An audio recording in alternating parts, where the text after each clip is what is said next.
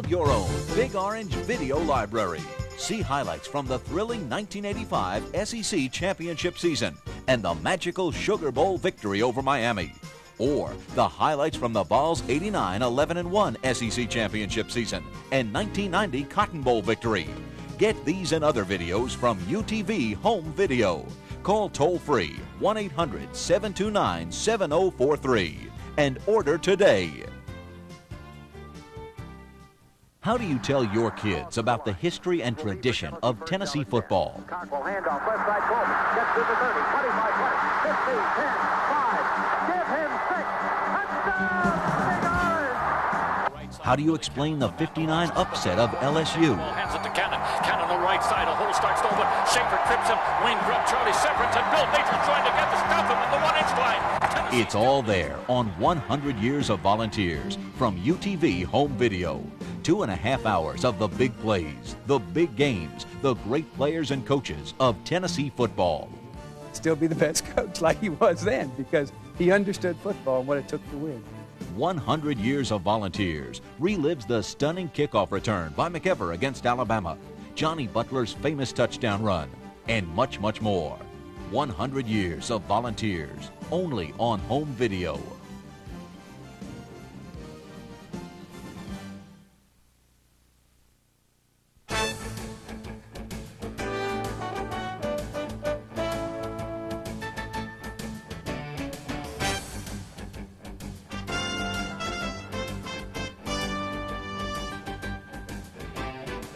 UTV Home Video presents Vols 1990, back on Bourbon Street.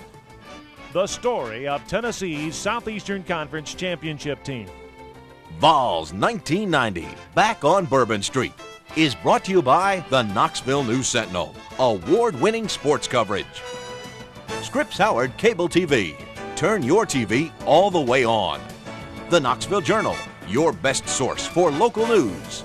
And WIVK Radio. There's only one for UT Sports. 1989 proved to be quite a comeback year for the Tennessee Volunteers. After a 5-6 campaign the year before, no one was expecting the Vols to make the biggest turnaround in college football. But the Big Orange made the last year of the decade their best year of the decade as they went 11-1, won a piece of the SEC championship, and stopped Arkansas in the Cotton Bowl. There are many factors that figured in that turnaround, but a September 9th win over UCLA on the West Coast gave an indication to all fans that Tennessee was back. Small world! Small world! The 1990 season would literally begin on the West Coast as UT agreed to play in the inaugural Pigskin Classic.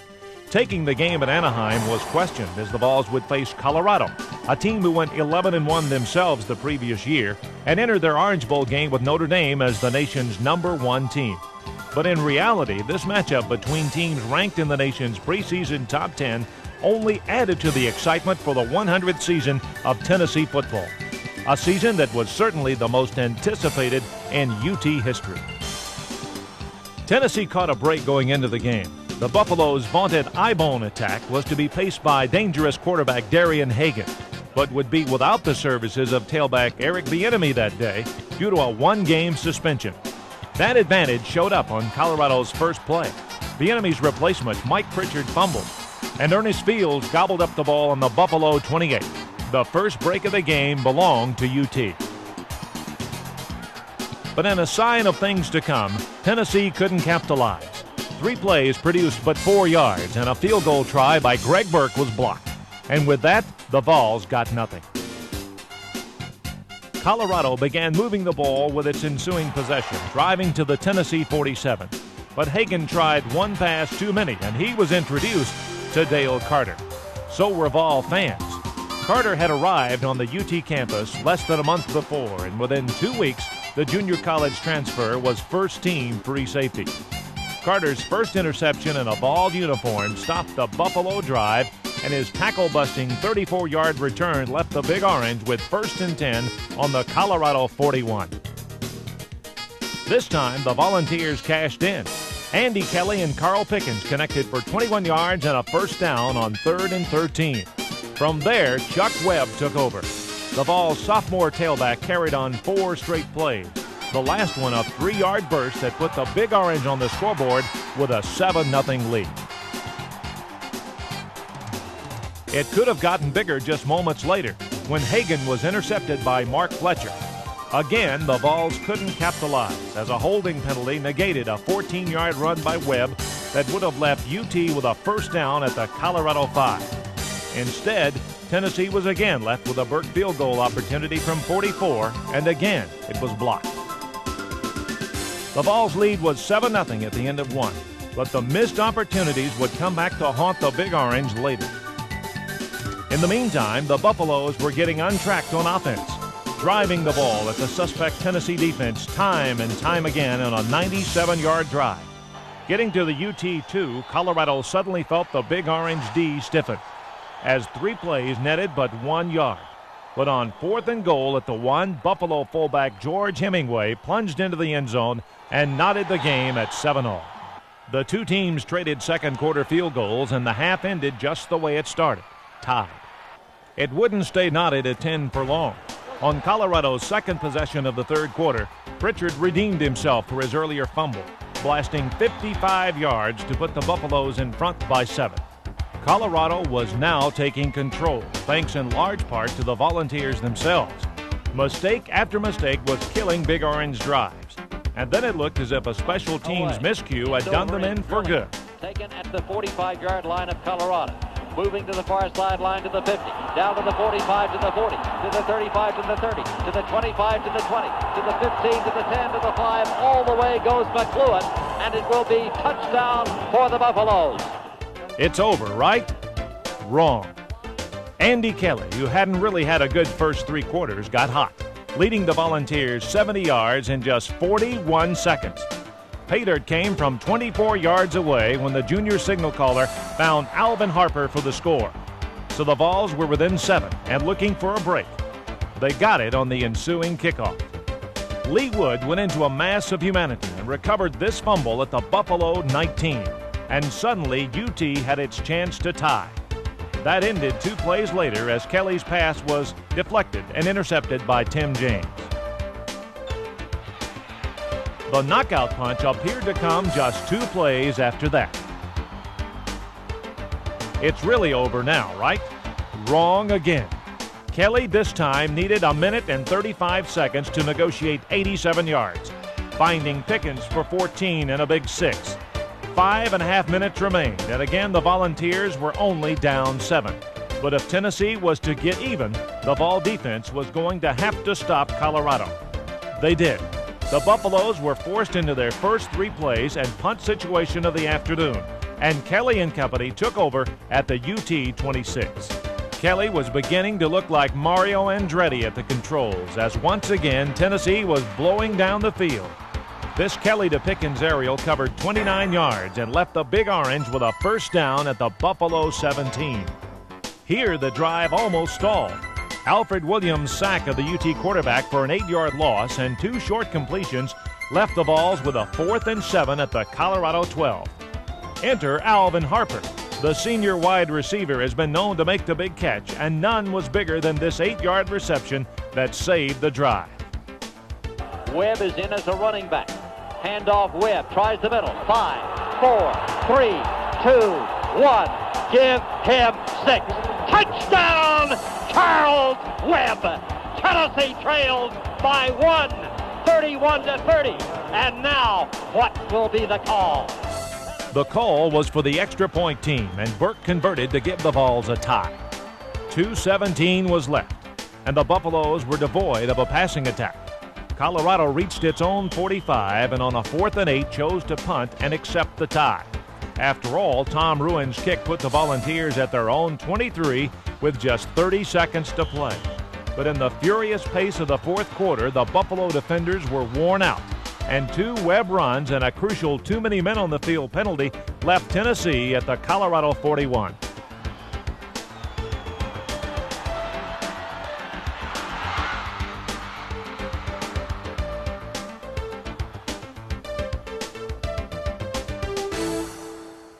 "35 points in the final 10 minutes made for an exciting inaugural Pigskin Classic. but it answered some questions. Andy Kelly could throw as his school record 33 out of 55 passing game for 368 yards would attribute. And the UT defense hadn't been ransacked by Colorado.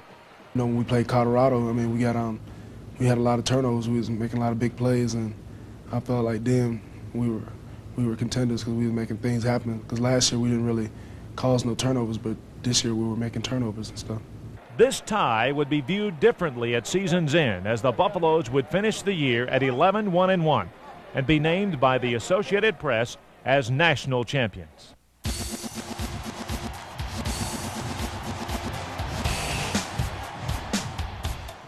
From the West Coast, back home to play a team from the West Coast. Pacific, coached by former Vol offensive coordinator Walt Harris, was expected to be a soft touch, and Tennessee's first drive bore out that fact. The UT offense went through the Tiger defense like a hot knife through butter.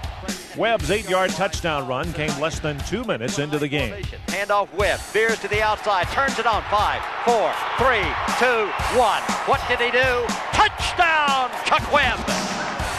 Chuck Webb made that move to the inside hill and explodes to the outside. Well, that's not a Colorado defensive end there, John, but there was a man there, nobody even blocked. Webb was going to look up, had him right in, he looked him right in the face, gave him a little juke and bing. He was outside of him before he knew what happened into the end zone. After a Floyd Miley interception left the Vols with a first down at the Pacific 19, tragedy struck, and the course of the year would change very quickly. He struggles down to the 18-yard line. He ran about 40 yards to pick up 2 and almost broke it. It was completely hemmed in as he started to his left. He was then plugged, he spun, comes back to the right side, and now it will be Webb limping off the football field to the near side to be replaced at tailback by Tony Thompson. I didn't really see it happen, but I saw him laying there, you know, and that's about all I saw. And then, you know, I walk off the field, and then, you know, he walks off. So I think, okay, he's okay.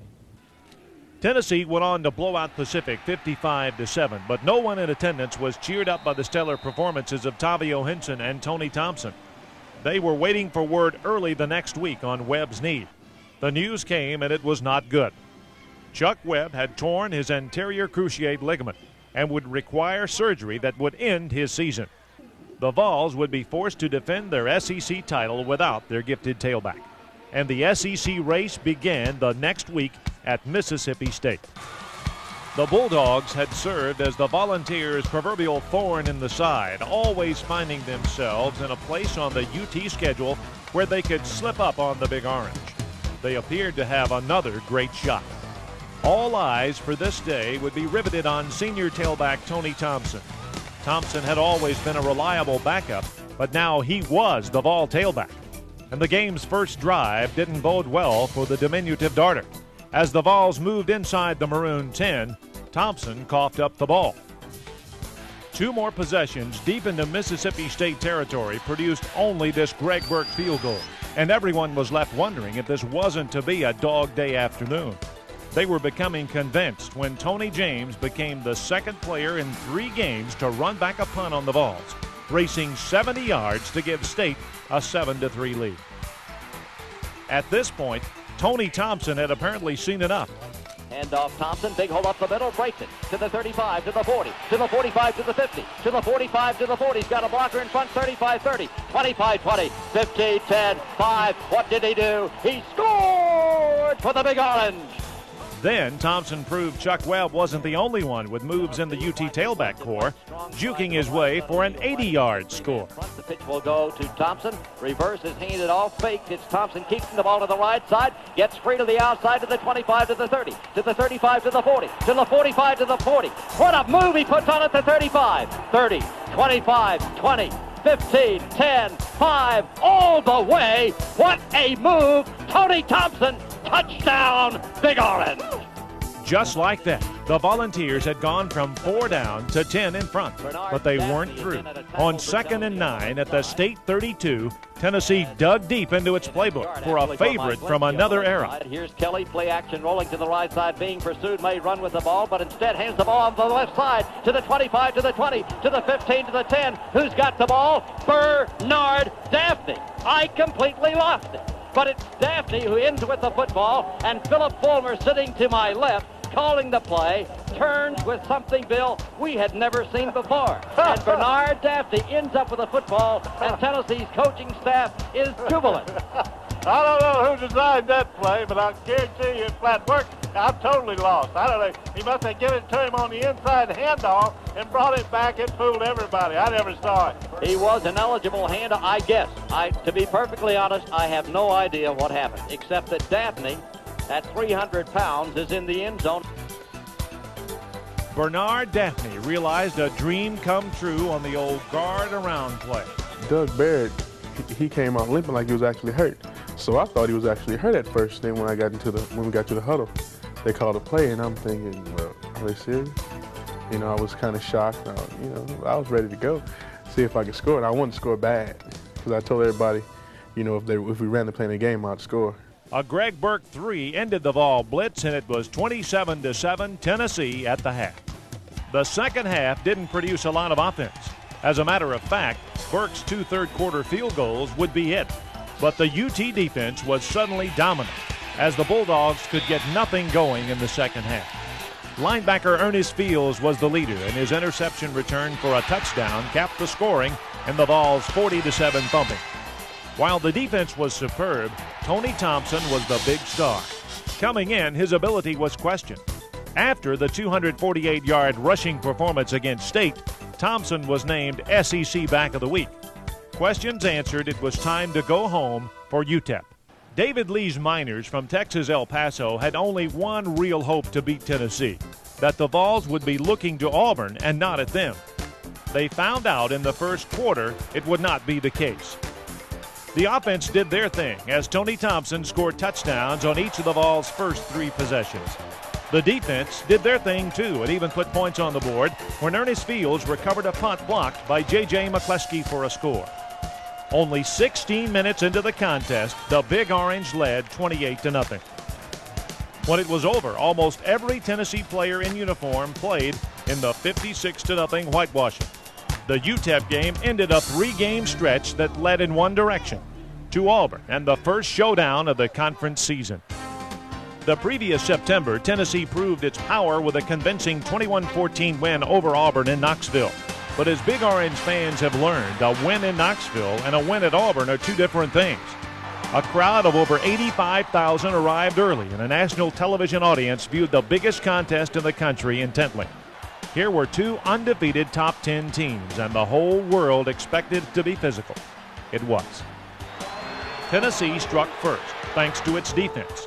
Tiger punter Richie Nell was on the back line of his end zone and hurried a punt that went out of bounds at the Auburn 25. Then it was time for the Tiger defense to stiffen. 3 Tennessee plays netted but 7 yards, but Greg Burke got the call. For the 7th time in 1990, Burke converted, and UT led 3-0. Again, the Vol D set up the offense. A Jeremy Lincoln interception gave the Big Orange the ball on the Tiger 28. And again, the offense can't punch it home. UT did pick up 3 more as Burke converts from 28 yards away. Midway through the second quarter, the Volunteers get the big play to extend their lead. Auburn may come with the pressure. Here it is. Kelly dumps the pass down and out. The pass is complete. Pulled down at the 40, to the 45, up to the 50. He turns it on to the 45, to the 40, to the 35, to the 30, to the 25, to the 20, to the 15, to the 10, to the 5, to the 4, 3, 2, 1. Touchdown, Alvin Harper!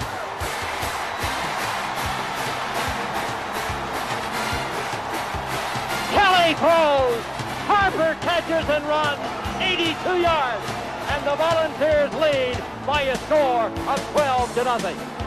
How sweet it is. What a beautiful play. I'll tell you what, John, that was a terrific throw. He beat the man barely to the outside, but what tremendous running by Harper after he got the ball. He did a terrific job of being able to stay in bounds. I thought he was going to go out of bounds with it, so he slowed up to stay in bounds. He made the cut back and then made 2 or 3 different moves down the field. What a terrific run. With the missed 2-point conversion, Tennessee's lead is 12-0, but not for long. Auburn quarterback Stan White hits Bo Joseph, and then Joseph is hit. Freshman Roderick Lewis recovers and then rambles 30 yards to the Tiger 5. Back-to-back Greg Amsler surges produce the needed 5, and suddenly and shockingly, the homestanding Tigers are down 19-0.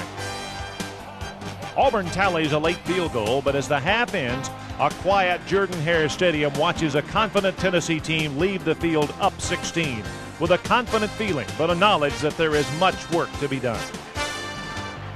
In previous years, a 16-point edge on Auburn was pretty safe. After all, the Tigers couldn't pass, so they couldn't score quickly, but no more, and Tennessee would learn that very quickly. Stan White wasn't in at quarterback just to hand off. He proved it midway through the third quarter. White hit Pedro Cherry for 21 yards and a first down at the ball 43. After a 9-yard run by Lectron Williams, White found Greg Taylor for 34 and a touchdown. Auburn had covered 64 yards in 56 seconds and cut the Volunteer advantage to 10. Tennessee shows poise, moving steadily down the field, but the ball passing game is faltering and the drive stalls at the Tiger 31. The Big Orange calls on Greg Burke and gets a call.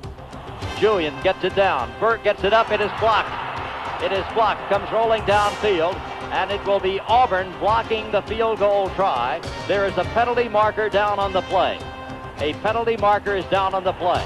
And the indication is as Pat Dye comes racing out onto the field, and he is standing out there, and he is violently protesting what appears to be a call against Auburn. He's now yelling for, I think, a timeout. I'm not sure. And we don't know what the penalty is going to be, but the indication is that it's roughing or falling into or knocking a personal foul on the kicker would be my judgment.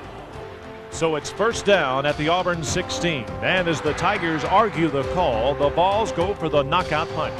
After moving to the 2, Tennessee picks up what appears to be a fatal procedure penalty, backing themselves up to the 7.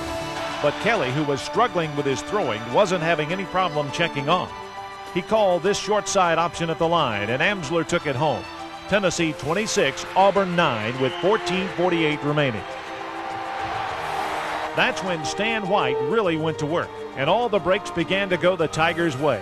White began filling the air with footballs and finding his receivers. At the UT 23, the first of the breaks came. White hits Taylor, who coughs up the ball, but an alert Shane Wasden recovers for the Tigers. And Auburn gets a Jim Von Weil field goal out of a drive that would have been stopped if the Vols had grabbed the fumble.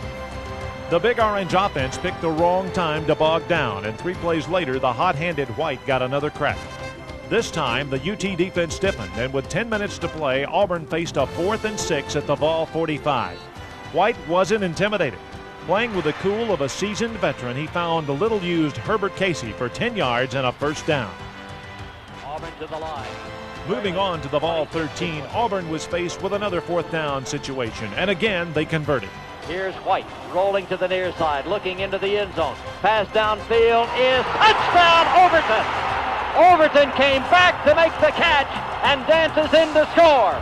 So Overton makes the touchdown, and Auburn comes when the money's on the line with the touchdown pass from White to Overton, and the Tigers are on the board trailing by only 8. After an exchange of punts, Auburn took over on the UT 43, and everyone in Jordan-Hare Stadium knew what was coming. First, White went to tight end Fred Baxter for 22 yards. Then Joseph carried to the Vol 11 for another first down. But the Tennessee defense found its resolve, and 3 straight Tiger plays did not net an inch. So Auburn would go for 3 out of 3 on 4th down conversions. You could get a bet against that from any football fan, but on this night, no one was betting against Stan White. Under pressure, White found Greg Taylor, and he took the ball away from Dale Carter for a touchdown. Without hesitation, Pat Dye called for his kicking team, and Von Weil converted. Stunningly, the game was tied at 26-all.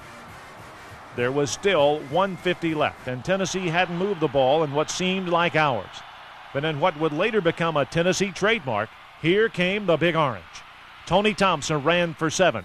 Andy Kelly sprinted for 11 more. Kelly to Pickens for 15 more. Then Kelly to Harper nets 14. But there's a flag down. What will be the call? A late hit on Auburn, and suddenly the ball's at the Tiger 15. 20 seconds remain. The crowd stands as it's down with 15 seconds to go to a 34-yard field goal try by Greg Burke. Snap down. Kick by Burke is in the air. The kick by Burke is no good. No good. off to the left. 11 seconds to go. The field goal try by Burt is no good. And so it's tied at 26. Usually when I hit the ball, I know it's going to be good or not. That kick I just didn't know, and when I looked up and saw it sailing off to the left, my heart was just in my throat, and I didn't know what to think or what to do. All I could do was hang my head and just look to the sidelines and try and find somebody that, I could go and stand next to and hope that I would still be accepted on the sidelines. And I was, and it was just kind of a sickening feeling, I guess, in my stomach. Giant T down below, and the Big Orange is massing at the north end of the football field right now in a big game for the Big Orange and the Blue and Orange of Florida, because the winner stays undefeated. 9th-ranked Florida at the south end. 5th-ranked Tennessee now coming out of the tunnel at the north end. You hear the enthusiasm building. You see cheerleaders from years past joining this year's cheerleaders because it is homecoming 1990. And as the crowd begins to roar and roar and roar to the deafening cheers of 95,000 fans, the Volunteers coming out to the gate in orange and white. The crowd comes alive. The Volunteers are ready. It's time, ladies and gentlemen. It's football time in Tennessee. After a week off, Tennessee returned home for a homecoming battle with unbeaten Florida. The Gators had to be chomping at the bit to get at the Volunteers. After all, the Big Orange had looked pretty susceptible to the pass in the Auburn game, and passing is what Steve Spurrier's Florida team does best. Emotion also appeared to be on the Gators' side. They had been put on probation only weeks before, so there would be no bowl game or SEC championship for Florida in 1990. The Tennessee game was a bowl game for the Gators. After a scoreless first quarter, Tennessee got on the board first as Greg Amsler scored from a yard out. On defense, the Big Orange was dominating Florida, and the Gators could manage only this Arden Krzyzewski field goal. But on the half's final play, the Gators had a chance to change the course of the game. Will White intercepted this Andy Kelly Hail Mary and appeared on his way for a go-ahead score. White got tangled with one of his own players and slid to the turf, leaving Tennessee with a precarious 7-3 lead. Everyone was expecting Florida to explode, but Dale Carter and the Tennessee defense took care of that. Here's the kickoff coming downfield. Tennessee's going to take the ball at the 10. Back up to the 15, working to the 20. Stutter stepping to the 25, breaking to the 30. Outside to the 35, to the 40, to the 45, to the 50. Cutting to the far sideline, down to the 45, to the 40. 35-30. Is there a flag on the play? I don't see one. 15, 10, 5, 4, 3, 2, 1. Touchdown! Carter! Tennessee scores on a kickoff return by Dale Carter, and Tennessee explodes into a 13-3 advantage. What a run back by Dale Carter. That one will go in the highlight film, John. That's a run of the year. What a run that was. He broke made a couple beautiful move early on to find a little daylight, and then broke some tackles, had 2 people hit him. Great cut back to the middle of the field. What a run.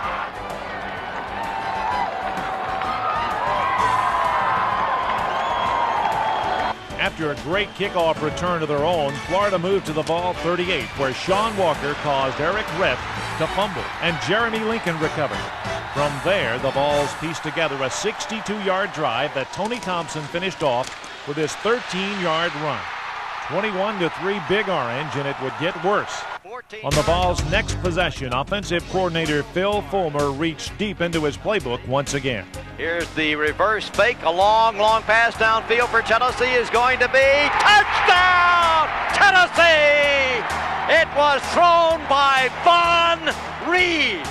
It was received by Carl Pickens. And so Tennessee's Von Reeves throws a touchdown pass as the Volunteers run the tight end around. And the pass to Pickens for 47 yards. An end-around pass. We haven't seen that in a long time, John, but I love it. That they really suckered Florida with it, and he pulled it up and let it fly, and he just threw it as long and deep as he could and let the man run under it. The defense was satisfied with a 25-point lead, so they put some points of their own on the board. Reggie Ingram, forced into action at middle linebacker for the suspended Dotson, picked off this Brian Fox pass and rambled 22 yards to give Tennessee a 35-3 advantage. But there would be no let-up and no comebacks on this night. The magnificent Carter intercepted his second pass of the game and raced 31 yards to set up a Greg Burke field goal. Seconds later, Ingram pounced on this Florida fumble at the Gator 23, setting up the Vols' final touchdown, which came on this Sterling Hinton run. On an electric night at Neyland Stadium, Tennessee's 45-3 win was a clear indication that the Vols were legitimate national championship contenders. They could beat a good team and had a strong defense. I think everybody had in their mind that we want to go out and put our best ball game up to that point, and we turned out and put probably our best ball game all season against Florida. Moving up to number 3 in the national polls, it was clear the 4 0-2 Volunteers were in the hunt for the number 1 spot.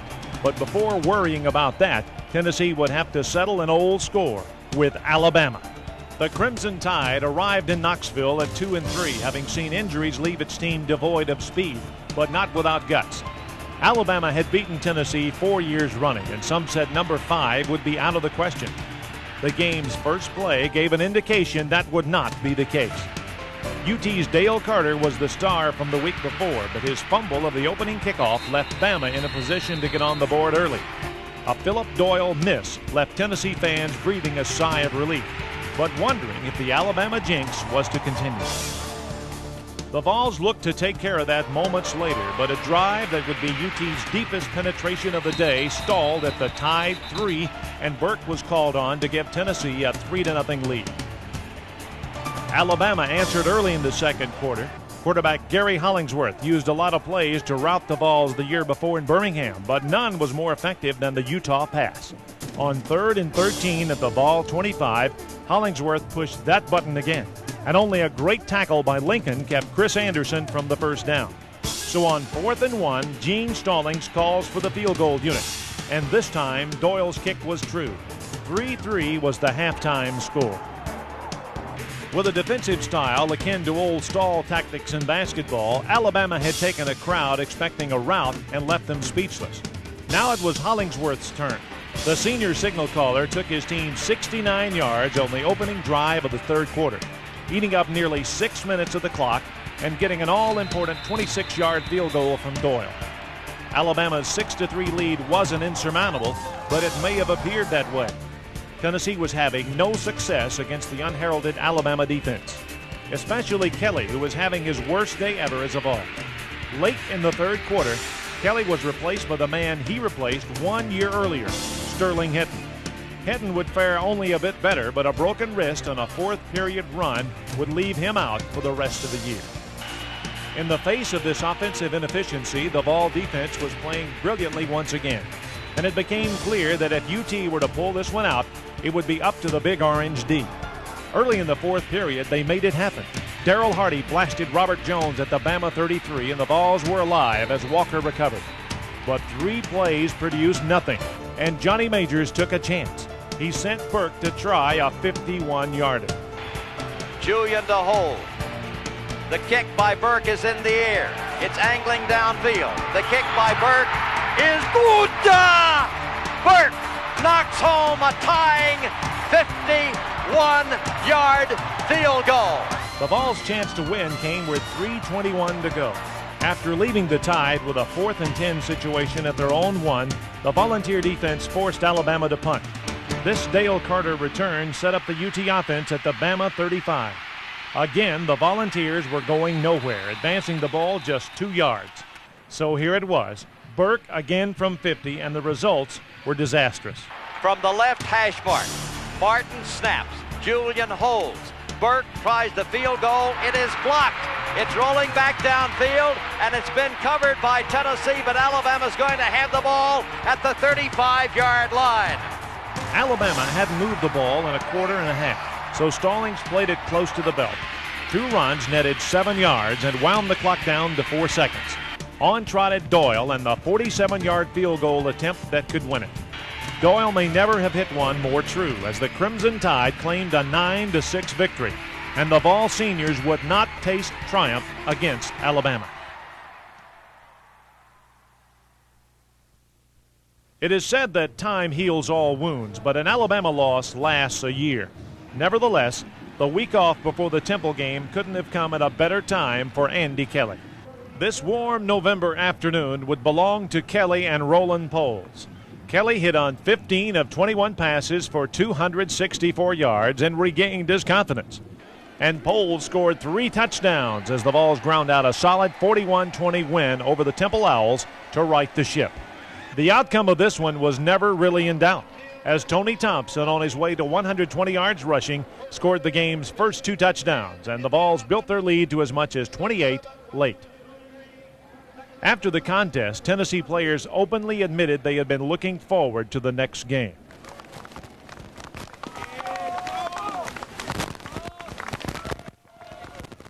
Tennessee fans had been looking forward to this game for a year. The national media was out in force in Knoxville. The world was watching on CBS television, and fans around the country were expecting a shootout. In Tennessee's glorious 100-year history, rarely has a game been hyped like the Vols meeting with number 1 Notre Dame. The Big Orange drew first blood on this Greg Burke field goal.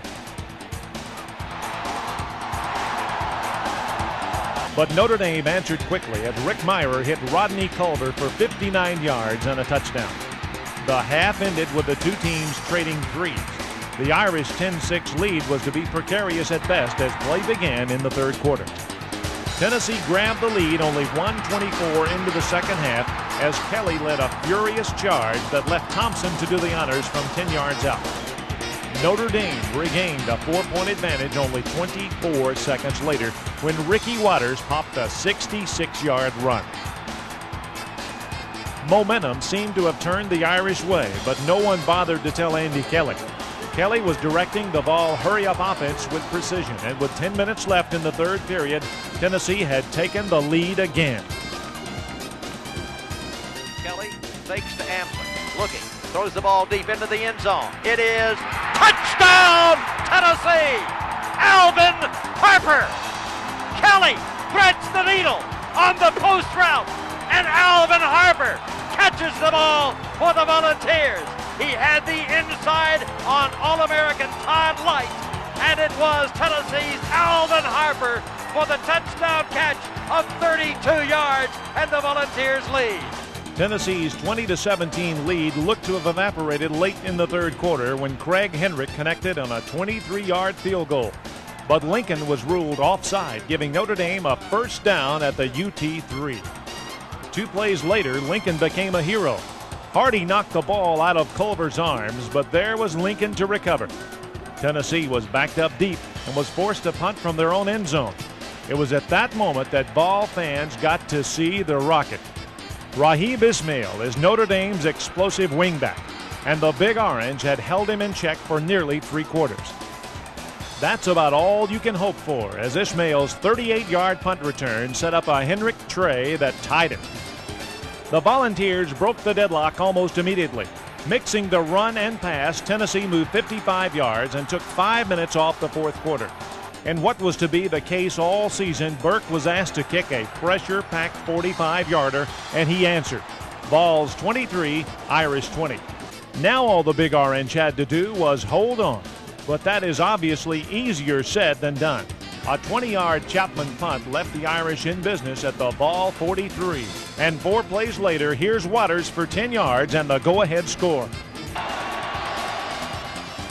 The clincher came a minute 30 seconds later. After a Kelly interception, Ismail took the handoff and exploded down the sideline for a 44-yard touchdown. Notre Dame was in front, 34-23 with just over 3 minutes left. Fans who streamed to the exits to beat the traffic missed it. Kelly hit 6 of 9 passes on a hell-bent drive to the Irish goal line. And again, it was Alvin Harper with a clutch catch. Kelly back to throw, looking into the end zone. Man is there. Touchdown, Big Orange to Alvin Harper. So Kelly goes up top, and Harper comes down with the football, makes the catch, and now Tennessee trails 34-29. You know what made that play, John? And he delivered the ball immediately. He threw it, and he threw it out there and let Harper run under it instead of have to go out there and wait for it, and it takes so long to get it delivered. A couple of Vols managed individual records in the game. Kelly hit on 35 of 60 passes for 399 yards. All of those numbers are school records. Same goes for Carl Pickens, 13 receptions. We had a lot of chances to beat them, but we couldn't make the most of them. And, we lost in the last second. We fought them for a whole 60 minutes. I think we proved to them that we could play, even though we were 9 and they were number 1. I think it showed them and it showed us that we could play with anybody in the country. The 34-29 defeat at the hands of the Irish was Tennessee's first in the month of November in 6 years. But there was plenty left to play for. Florida had embarrassed Auburn the previous week, leaving the Tigers tied with UT in the SEC race. But far below the Volunteers in the national polls. That meant one thing. Winning the last 3 would leave them in the Sugar Bowl. The drive to New Orleans began with a drive to Memphis to face 8-1 Ole Miss. The Rebels were in the same boat as the Volunteers. If you mark out, you go to the Sugar Bowl. So this game was the most important between the two schools in over 20 years. Ole Miss coach Billy Brewer called it his university's most important game ever. Maybe that could account for the Rebels' stage fright. After Burt gave Tennessee a 3-0 lead, Ole Miss drove to the ball 16, where a bad pitch by quarterback Tom Luke was recovered by Roderick Lewis. Luke was victimized on the Rebels' next possession. With the ball at the UT 25, Dwayne Dodson picked off this Luke aerial to snuff out another Mississippi drive. The third time proved to be the charm for Ole Miss. Marvin Courtney took this pitch and rambled to the ball 6, setting up the Rebels' first touchdown on a pass from Luke to Derek Owens. Ole Miss was in front 7-3 after 1, but it could have been more. The second period was more of the same for the Rebels. Luke ran for 23 yards into Tennessee territory, but it was cracked by Lewis and Lincoln fell on the ball. Then after driving to the ball 17, kicker Brian Lee misfired on this field goal try. The Vol offense had been quiet during the Ole Miss assault, but gathered itself shortly before the half ended. Kelly began to thread the needle. First, he went to tight end Mark Adams for 25 yards and a first down at the Vol 45. After a couple of short completions, Kelly hit Greg Amsler, who boomed to the Ole Miss 8.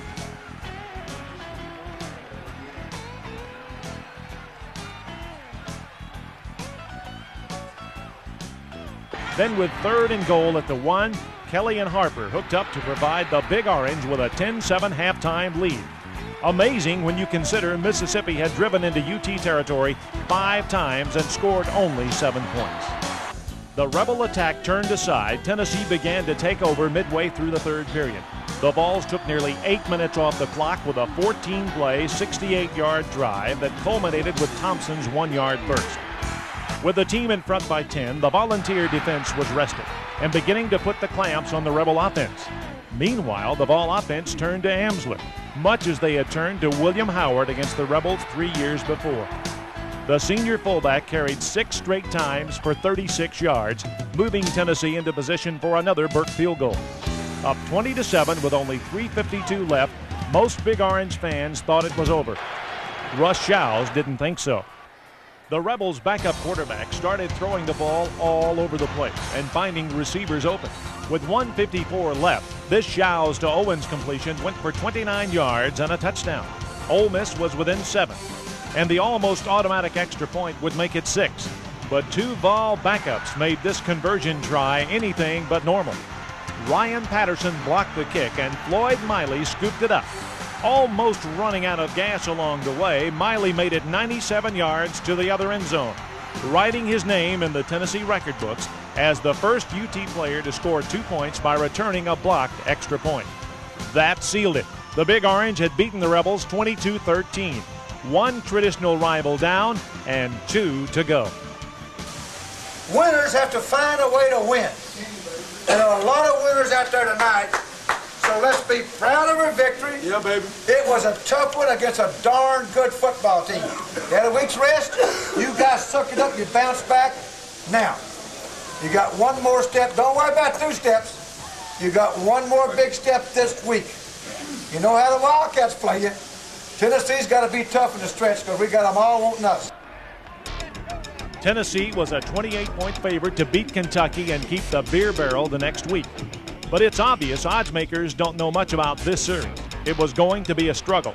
And Bill Curry's Wildcats proved that on their first drive. Going 62 yards on 11 plays, UK's Al Baker found the end zone to put the Cats in front 7-0. More Kentucky to come. Wildcat linebacker Derek Thomas picked off this Kelly screen pass and made it to the ball 20. 2 plays later, UK backup quarterback Ryan Hockman found Phil Logan for a 9-yard touchdown. 10 minutes into the game and the Cats were up 14. Early in the second quarter, Tennessee needed a big play, and in 1990, that meant Kelly to Pickens. Kelly off play action to throw. Looking, long pass downfield. The man is there. The pass is going to be complete. Tennessee 20, 15, 10, 5.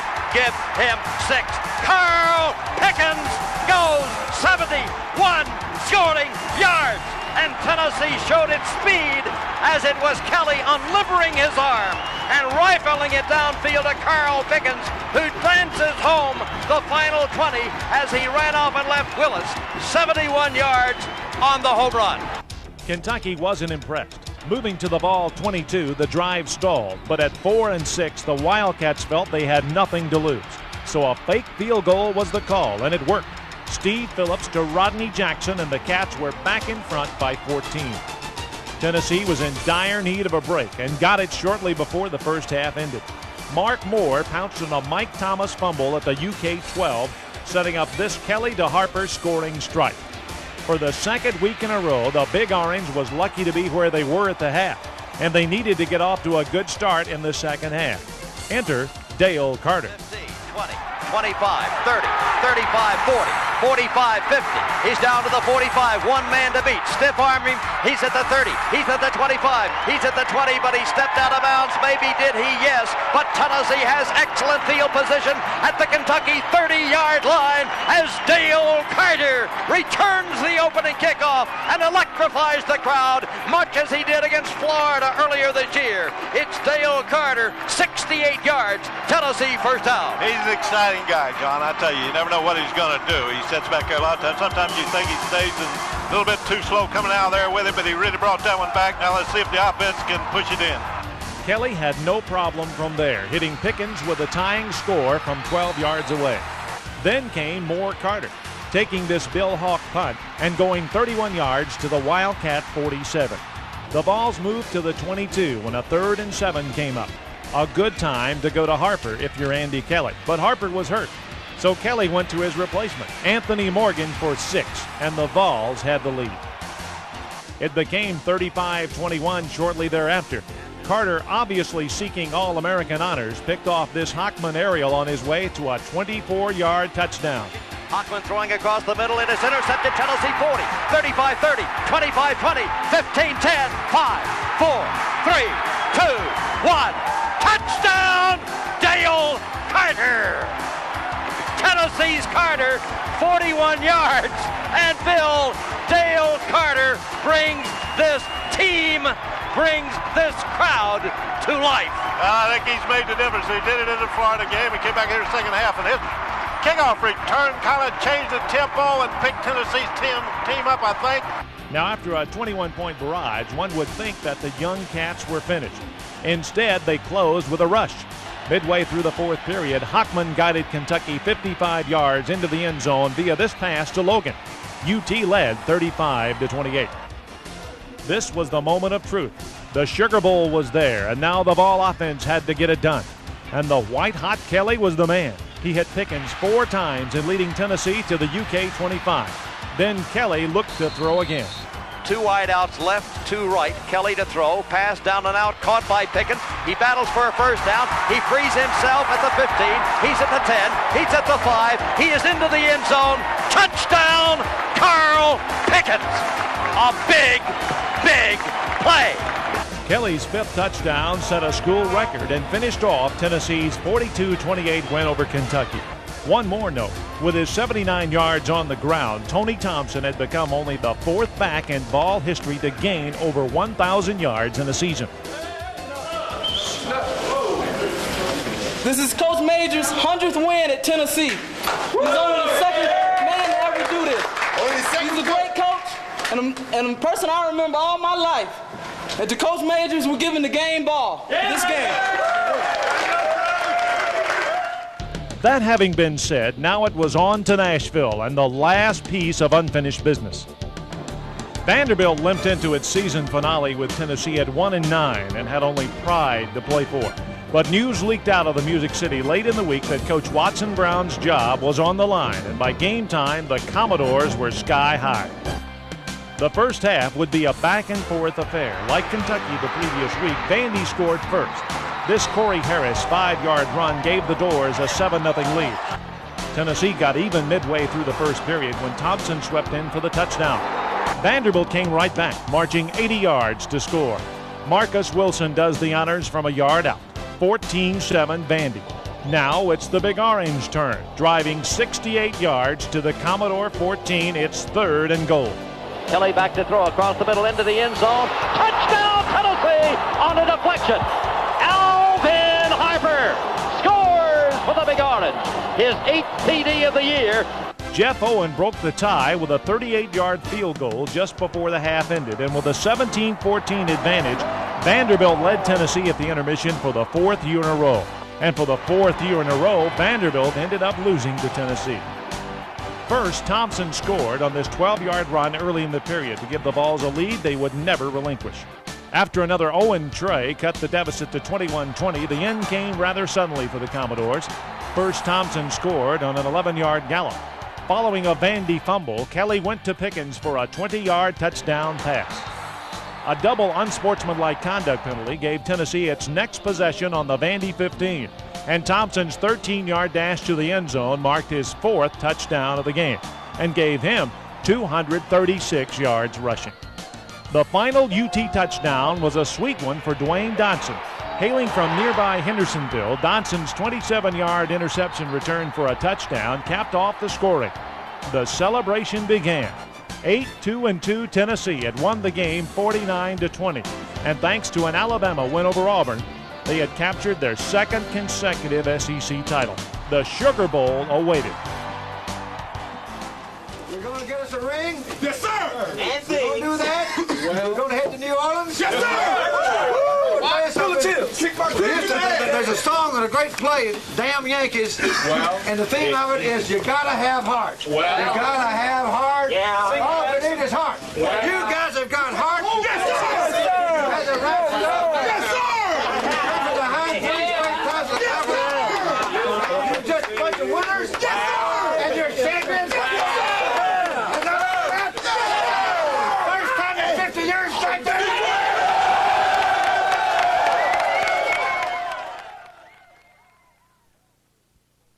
The Vols' first Sugar Bowl date in 5 years would pit number 10 Tennessee and unranked Virginia. The Cavaliers were the nation's number 1 team for 3 weeks in October, but lost 3 of their last 4 games to finish at 8-3. One of the contributing factors in that slide was a thumb injury to talented Sean Moore. Moore, who finished 4th in the Heisman Trophy voting, had surgery in mid-November, but would be available for the Sugar Bowl. Would Moore be at 100%? That answer would be a key to the game. The Vols were 5-point favorites over Virginia. Some people even talked of a blowout. That would have been okay with the Tennessee fans who set the Superdome to rocking before the game. But the first drive of the night for the Cavaliers ended that kind of talk. Moore's passing to Herman Moore and the running of Terry Kirby and Gary Steele paced the Wahoos steadily down the field. Steele quieted the crowd with his 10-yard run. Darrell Hardy blocked the extra point, leaving the score Virginia 6, Tennessee nothing. Offensively, the first half would be a malady of errors for the Big Orange. On UT's first possession, the Vols moved to the Cavalier 35 before Thompson coughed up the ball. Later, Andy Kelly would suffer 2 interceptions while in Virginia territory, and Greg Burke would miss a long field goal. Virginia, on the other hand, was making it work. After a 13-yard punt gave the Cavaliers the ball at the UT 28, Moore worked his charges into position for Jake McInerney to kick a 22-yard field goal. At the end of one, Tennessee was down 9. The second quarter belonged to UVA as well, a 15-play, 80-yard drive that took 7 minutes ended with Kirby scoring from a yard out. So the first half ended with Virginia in front, 16-0. It might have been worse had it not been for Sean Moore's thumb problem and Dale Carter. Moore threw for 2 open receivers on deep routes and simply could not get the ball there. Carter batted one away and intercepted this one. Moore's problems were a key later.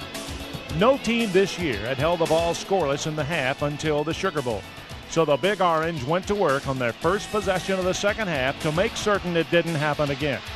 The sputter and jerk drive went 55 yards and produced only 3 points. But UT was on the board and gaining confidence. It remained 16-3 until early in the fourth quarter, but on the first play of the final canto, Thompson made the big play for the Volunteers.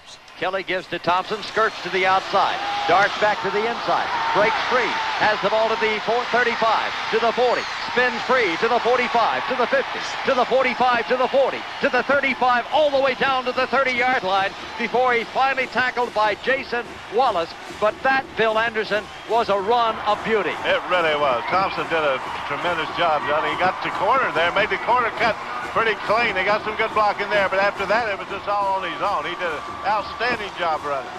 4 plays later, Thompson did the honors from 7 yards away, and with 13 minutes left, the Big Orange was down only 6. Virginia took the ensuing kickoff and moved to the UT 46.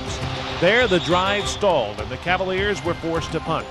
But a highly controversial roughing the kicker penalty gave UVA a first down at the ball 31 and set up a McInerney field goal that left Virginia in front 19-10 with 7:34 left. The Cavalier fans began to celebrate, but they apparently didn't realize how Tennessee's season had gone.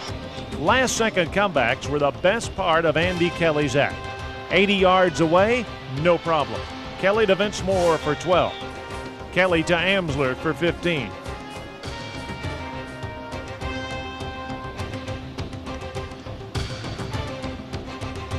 And then Kelly to Pickens for 15 yards and the touchdown. It took 9 plays total, but with just over 4 minutes remaining, the Vols were within 2. Sean Moore knew it wasn't over. Moore raced for 22 yards to the UT 46 and then got a break when the Big Orange was penalized 15 yards for having too many men on the field. That infraction put Virginia in position for a third McInerney field goal, this one from 44.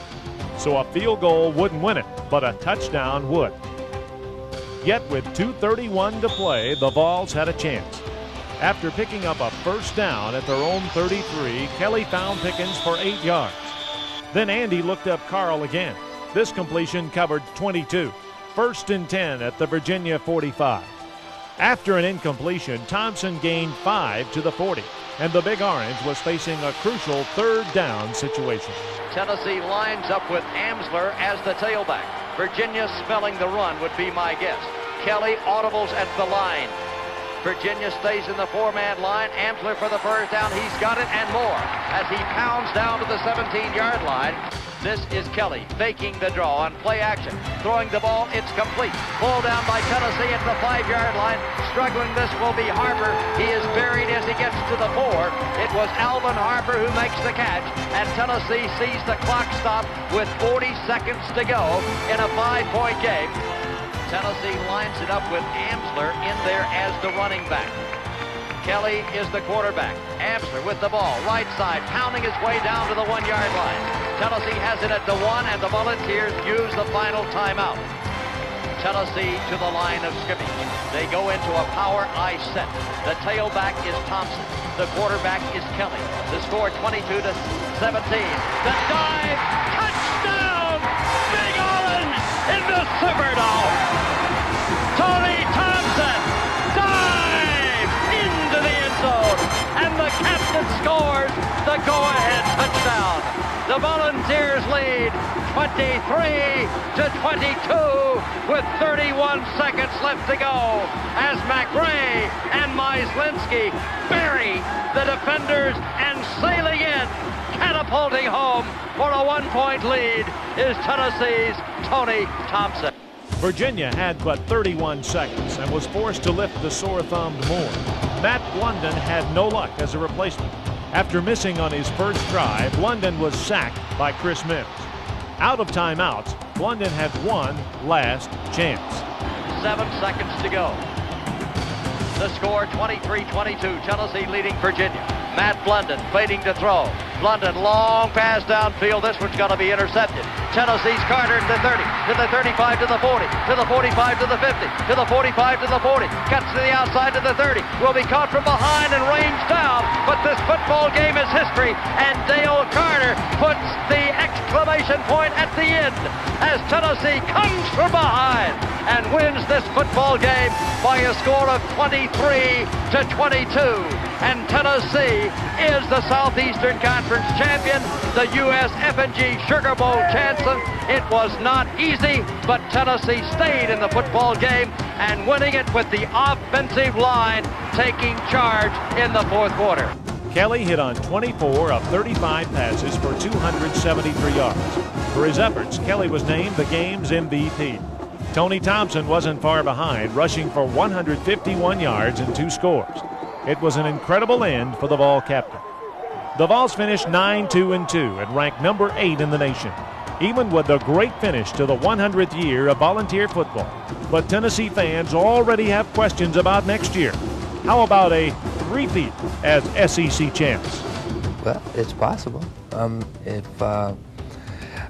They said it couldn't be done this year, and we did it again. So, if they say it can't be done next year, then we'll try to do it again.